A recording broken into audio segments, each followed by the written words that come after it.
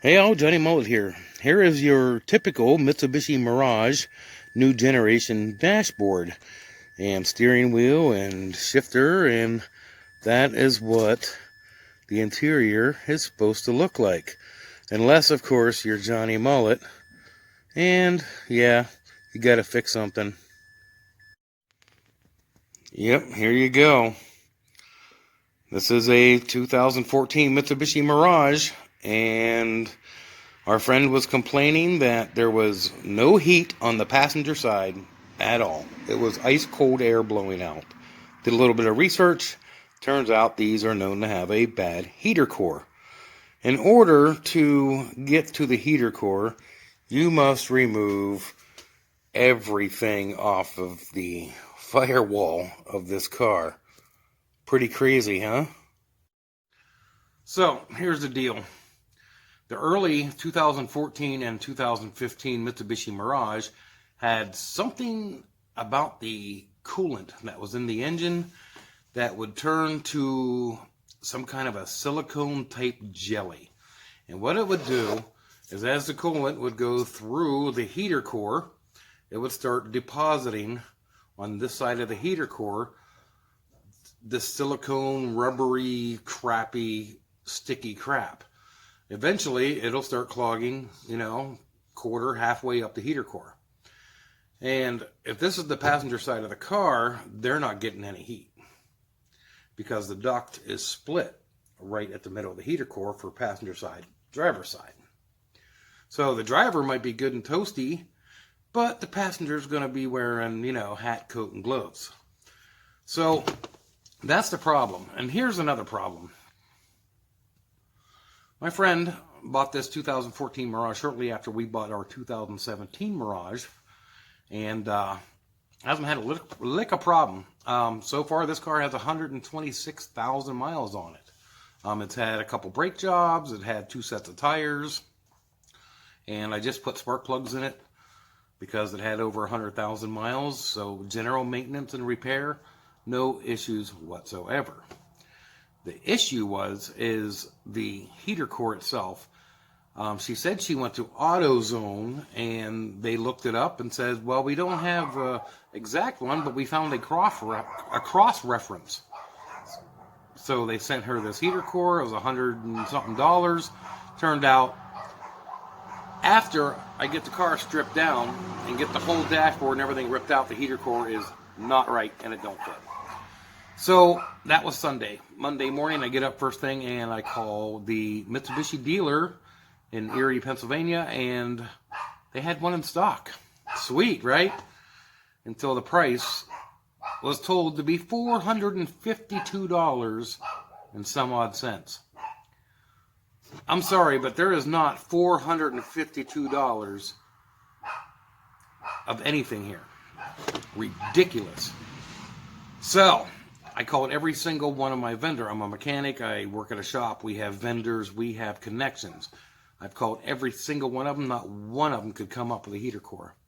But if you go to MirageForum.com, they have a nice little guide there on how to do a heater core with pictures. And I appreciate that because I run a Geo Metro forum and I like having lots of guides and how-tos.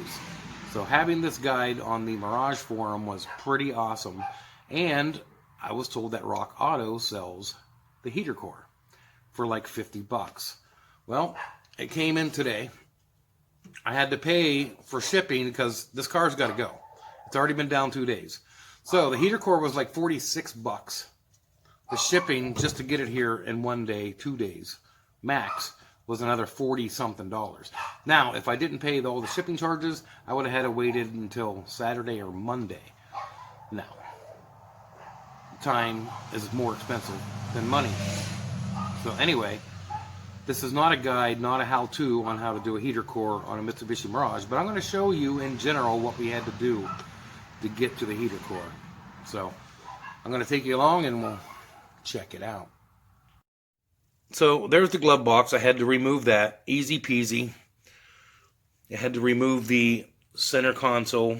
It was pretty easy. There's a bolt here after this little cover pops off. One in the back when you pry this little cover here. and she pops right out of there after you unscrew the shifter knob. So the glove box, the center console, passenger side airbag, couple bolts that hold it in, and some connectors that hold it in. Pretty fun.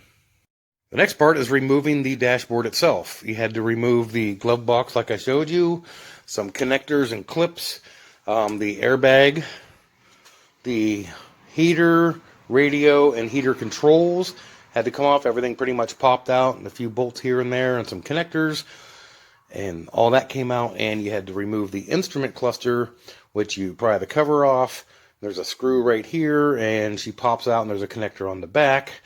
And then down on the bottom, there's a panel here, and a panel here, and another airbag right in the middle, and a whole bunch of wiring and connectors. So this was actually getting to here and getting this off. That was the easy part. Oh my God, look at that mess.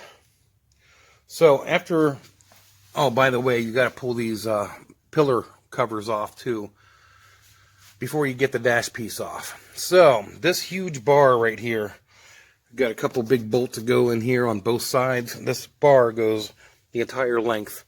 It's the safety bar. It's pretty well built. I'm kind of impressed. I kind of like that idea.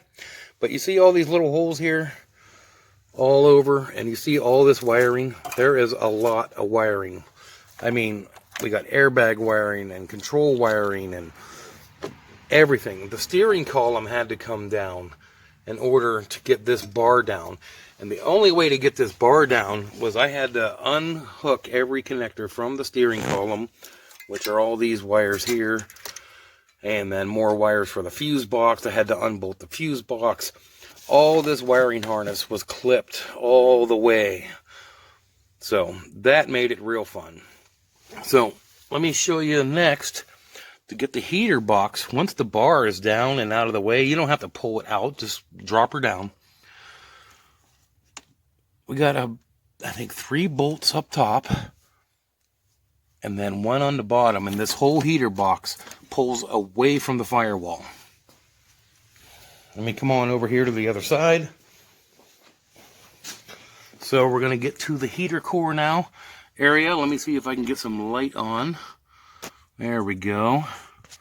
So the heater core goes in this slot right here. There's an actuator that's got to come off. 2 screws, pull it off. When you pull this box away from the firewall, the 2 tubes for the heater core come out after you unhook the hoses on the other side. And we got these 2 little clamps that hold the heater core tubes in place and holds the heater core within that slot. So what I'm going to do now is I'm going to get this car back together. All right, here it is about 2.5 hours later. So it was 2.5 hours out and then 2.5 hours back in. Got everything together and went ahead and cleaned and wiped everything down.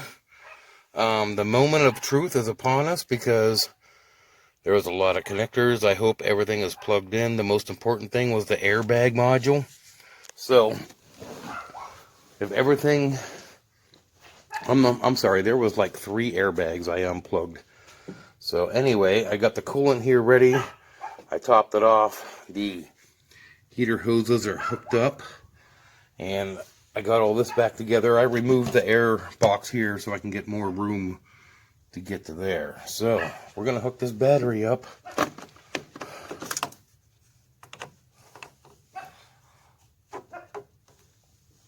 Okay.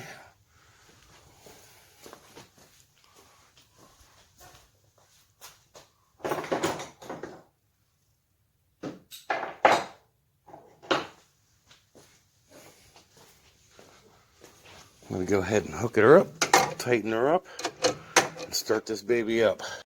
So we got the car started up and everything works except we have one issue. I do have an airbag light on, and I don't know why, because I know there were 3 airbag modules. I know they're all plugged in. I went ahead and tore back into it and they're all plugged in, so I don't know why the airbag light is on. But I will let you know on the next video It might not be a Mirage video. It could be a mini bike video, a gun video, a bus video, another repair video. Who knows with me? But on the next video, I'll let you know what we found with the problem with the airbag. In the meantime, I want to see what's going on inside this heater core. So let's get the old safety gear on and let's cut this baby open.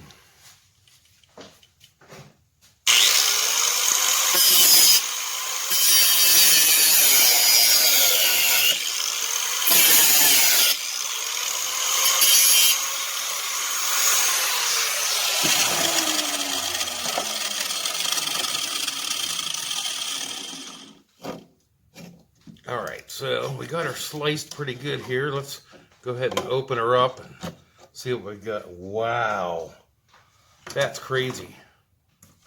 Let me cut this a little bit more. This is weird.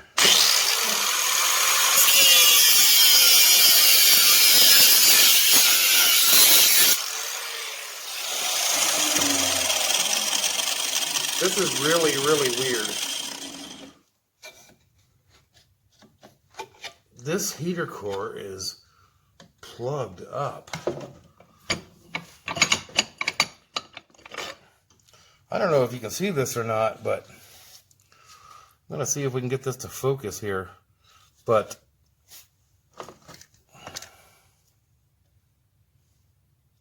yeah, that's messed up.